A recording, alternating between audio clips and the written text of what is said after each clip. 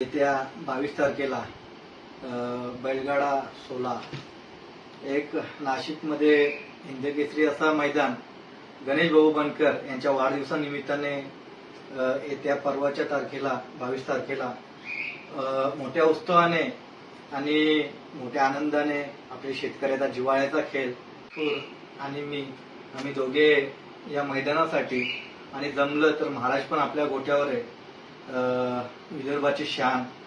तर आमदार साहेबांच्या विनंतीला मान ठेवून आणि महेश भाऊ माझे जिवलग मित्र आहेत, यांच्या आज प्रेमापोटी या मैदानाला मी येणार आहे. आणि नाशिकमधील सगळे जेवढे बैलगाडा मालक, शेतकरी, बैलगाडा प्रेमी, गाडा मालक, चालक सगळ्यांचा प्रेम आहे, सगळ्यांचा आशीर्वाद आहे.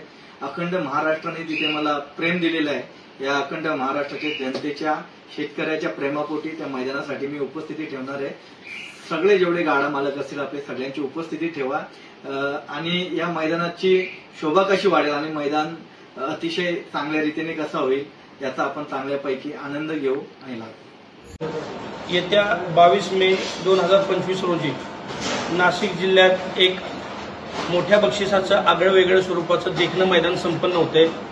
पिंपळगाव, बसवंत, तालुका निफाड, जिल्हा नाशिक या ठिकाणी मी अखिल भारतीय बैलगाडी संघटना महाराष्ट्र राज्य यांच्या वतीनं तमाम महाराष्ट्रातील बैलगाडी मालक, चालक आणि बैलप्रेमींना एक विनंती करतो की आपण या मैदानात सहभागी व्हावं आणि या मैदानाच्या देखण्या सोहळ्याचं साक्षीदार व्हावं.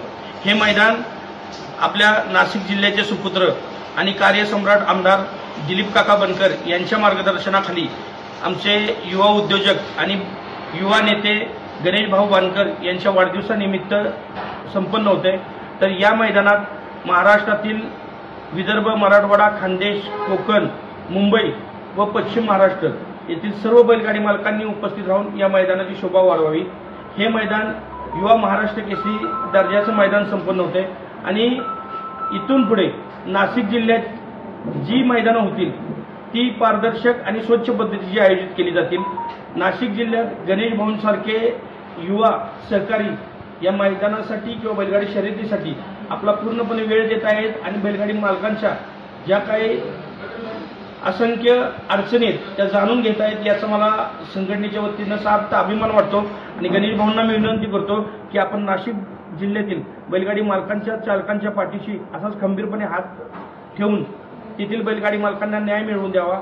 आम्ही अखिल भारतीय बैलगाडी संघटना महाराष्ट्र राज्याच्या वतीनं आपला जो काही खारीचा किंवा सिंहाचा वाटा असेल तो आम्ही तुमच्यासाठी देण्यासाठी तत्पर राहू एवढं सांगतो. पुनश्च महाराष्ट्रातील माझ्या तमाम बैलगाडी मालकांच्या लोकांना अखिल भारतीय बैलगाडी संघटनेच्या वतीनं विनंती करतो, सगळ्यांनी येत्या 22 तारखेला नाशिक जिल्ह्यातील निफाड तालुक्यात पिंपळगाव, बसवंत या गावी उपस्थित राहून या मैदानाची शोभा वाढवावी.